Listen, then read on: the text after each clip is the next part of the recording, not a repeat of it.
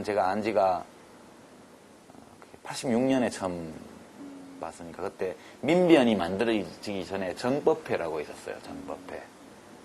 그때 정법회 멤버들이 이제 민변 전신 모태인데 그때 학생들이 무슨 주사파 나오고 막 이래가지고 도저히 변론을 할 수가 없다고 그래서 학생들이 무슨 생각을 하는지 좀 보고를 해달라 그런 요청을 받았고 제가 그 수련회에 가서 그 뭐 CNP 논쟁이니 뭐 그때 그 당시 운동권의 그 사상적인 흐름이나 이런 거에 대해서 이제 그 발제를 한 적이 있어요. 변론할 때 학생들을 조금 더 이해할 수 있게 해주기 위해서. 그때 처음 제가 봤거든요. 말없이 이렇게 앉아서 그냥 경청하는 분이었는데. 그러고 나서 88년도에 이제 그때 제야에서 평민당 결합해서 들어갔을 때 제가 잠시 국회에 있을 때 노동위원회에서 봤어요. 그 다음에. 지난 15년 동안 제가 알아온 기간 동안 전혀 변하지 않은 사람이에요. 이게 뭐 발전이 없다라고 말할 수도 있겠지만 제가 변하지 않았다는 것은 기본적인 심성이나 이런 면에서의 변화가 전혀 없다는 거예요. 그런 점인데 그때 제가 국회에서 봤을 때 대우자동차인가 어디서 여하튼 노동조합을 결성을 했는데 노동부에서 노동사무소에서 설립신고 서류를 자꾸 반려를 했어요.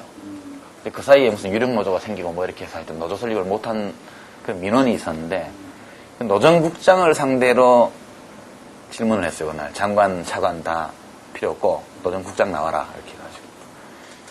그래서 이제 노무현 씨가 법률가니까 유권 해석을 쭉 검토를 하면서 논리적으로 쭉 얘기를 하는데도 노정국장이 계속 말도 안 되는 얘기를 하면서 버티더라고요. 제가 뒤에서 보고 있는데 노무현 씨가 이렇게 마이크를 손으로 잡고 이렇게 얘기를 했는데 이게 덜덜덜덜 떨리더라고요. 이렇게 이 마이크 받침대가 탁자에 부딪히는 소리가 덜덜덜 나요. 근데 물론 마이크는 줄이 연결되어 있으니까 이제 안 날아가겠지만 뽑고 이거 던지면 날아가는 거니까. 저 양반이 저거 집어 던지려고 그러는 거 아닌가 하는 생각이 좀 걱정이 되더라고요. 근데 한참 그러더니 업무 보고 서류를 확 집어 던지면서 막 이제 붕괴하더라고요. 내가 명세히 법률가인데 당신이 그렇게 말할 수 있느냐.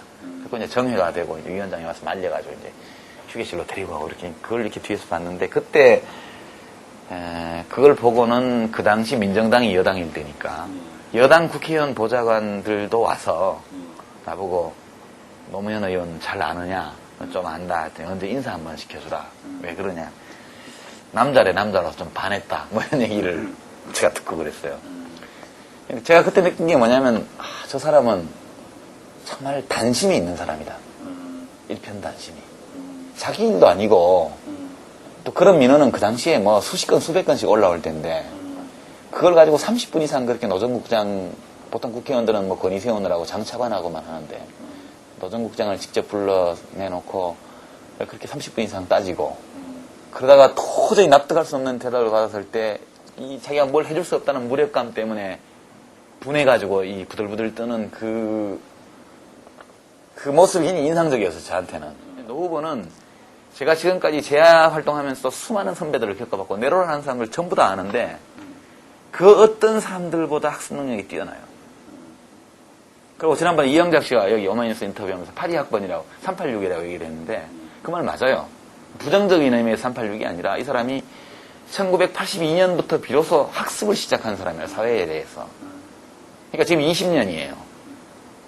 그러니까 20살에 대학 들어갔으면 지금 40밖에 안 되는 사람이라는 얘기라고. 그만큼 많은 열정이 있어, 이 안에. 근데 그런 것들이 좋은 점으로 비춰주는 게 아니라 무슨 문제점처럼 비춰주는 현실이 저는 참 안타깝고. 그리고 뭐 재야 출신 선배들이 노무현을 우습게 하는 것도 저는 좀 우스워요.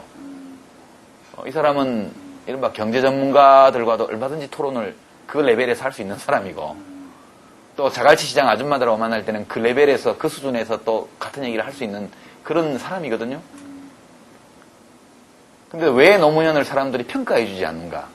저는 굉장히 서운해요. 특히 학생운동 출신 선배들이 그렇게 하지 않는 것 또는 386 의원들조차도 그런 기색을 보이는 것 이런 것은 솔직히 말하면 노무현이 대학 안 나왔다고 차별하는 거예요.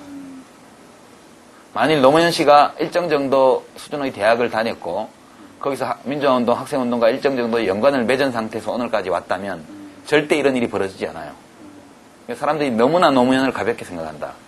그 점이 저는 개인적으로 굉장히 서운하고 이것 역시 운동권 출신들의 오만이다 이거는 그렇게 보고 제가 이렇게 노무현 지지를 공개적으로 선언하는 중요한 정서적인 이유 중에 하나는 이른바 서울대 출신 중에서 나도 좀 잘났다는 얘기 들은 사람인데 내가 노무현 밑에서 확실히 기고 들어가서 그 사람을 위해서 일할 의사가 있다.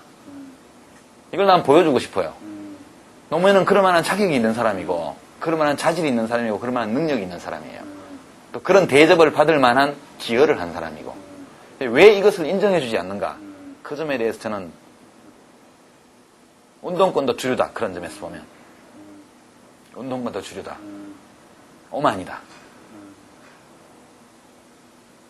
그렇게 보는 거고 그리고 오늘 이 사태에 노무현이 가는 데마다 왕따당하고 모욕당하고 냉대받고 그렇게 해서 하이에나들이 어슬렁거리는 들판 위에 나무 위에 혼자 매달려가지고 지금 있는 이런 상황에서 그 모든 것들을 등가적으로 정치인들 사이의 정쟁 혹은 세력 다툼으로 보면서 옳고 그름의 잣대로 이것을 보려 하지 않는 이 지식인들 한번 좀 다시 좀 생각해보자.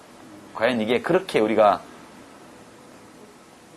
그렇게 치부하고 넘어갈 수 있는 문제인가? 그 점이 진짜 안타까워요. 그리고 칼럼 쓰는 상태에서는 이런 말을 하기가 영 자유롭지가 않아서 진짜 다시 말하지만 이런 말 하고 싶어서 칼럼을 때려치웠어.